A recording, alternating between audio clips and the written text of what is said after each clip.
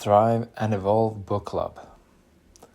We're reading the book The Science of Getting Rich by Wallace D Wattles, and we're tapping into chapter 14, The Impression of Increase. Whether you change your vocation or not, your actions for the present must be those pertaining to the business in which you are now engaged. You can get into the business you want to by making constructive use of the business you are already established in, by doing your daily work in a certain way. And insofar as your business consists in dealing with other men, whether personally or by letter, the key thought of all your efforts must be to convey to their minds the impression of increase. Increase is what all men and all women are seeking. It is the urge of the formless intelligence within them, seeking fuller expression. The desire for increase is inherent in all nature. It is the fundamental impulse of the universe.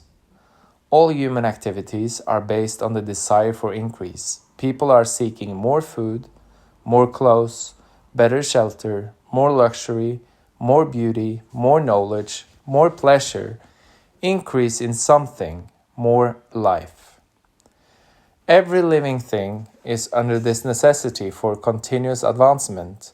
Where increase of life ceases, dissolution and death set in at once. Man instinctively knows this, and hence he is forever seeking more. This law of perpetual increase is set forth by Jesus in the parable of the talents. Only those who gain more retain any. From him who had not shall be taken away even that which he had. The normal desire for increased wealth is not an evil or reprehensible thing. It is simply the desire for more abundant life. It is aspiration. And because it is the deepest instinct of their natures, all men and women are attracted to him who can give them more of the means of life. In following the certain way as described in the foregoing pages, you're getting continuous increase for yourself, and you're giving it to all with whom you deal. You are a creative center from which increase is given off to all. Be sure of this and convey assurance of the fact to every man, woman, and child with whom you come in contact. No matter how small the transaction, even if it be only the selling of a stick of a candy to a little child, put into it the thought of increase and make sure that the customer is impressed with the thought. Convey the impression of advancement with everything you do, so that all people shall receive the impression that you are an advancing man, and that you advance all who deal with you. Even to the people whom you meet in a social way, without any thought of business, and to whom you do not try to sell anything, give the thought of increase. You can convey this impression by holding the unshakable faith that you yourself are in the way of increase, and by letting this faith inspire, fill, and permeate every action. Do everything that you do in the firm conviction that you are an advancing personality, and that you are giving advancement to everybody. Feel that you are getting rich, and that in so doing you are making others rich, and conferring benefits on all. Do not boast or brag of your success, or talk about it unnecessarily. True faith is never boastful. Wherever you find a boastful person, you find one who is secretly doubtful and afraid. Simply feel the faith and let it work out in every transaction. Let every act and tone and look express the quiet assurance that you are getting rich, that you are already rich. Words will not be necessary to communicate this feeling to others. They will feel the sense of increase when in your presence and will be attracted to you again. You must so impress others that they will feel that in associating with you, they will get increase for themselves. See that you give them a use value greater than the cash value you're taking from them. Take an honest pride in doing this and let everybody know it, and you will have no lack of customers.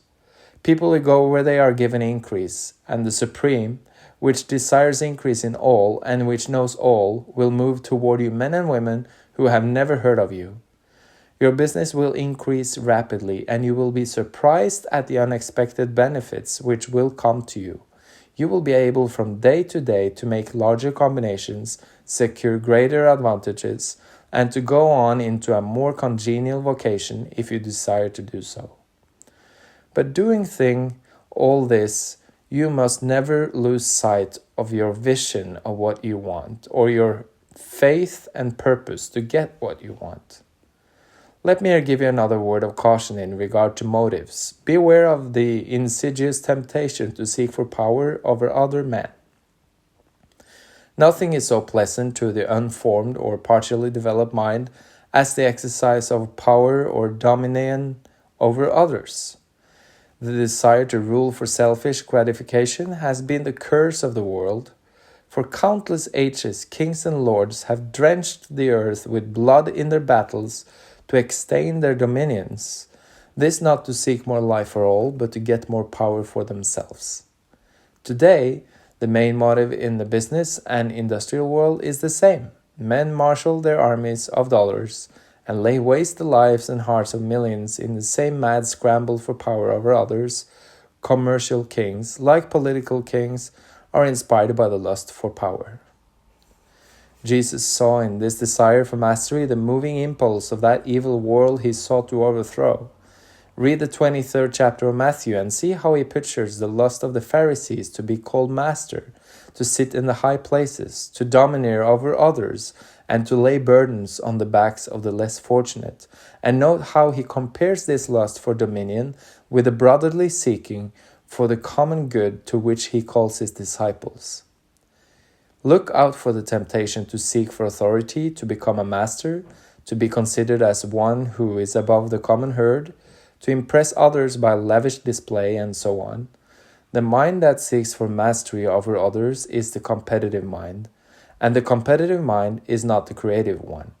In order to master your environment and your destiny, it is not at all necessary that you should rule over your fellow men, and indeed, when you fall into the world struggle for the high places, you begin to be conquered by fate and environment, and your getting rich becomes a matter of chance and speculation.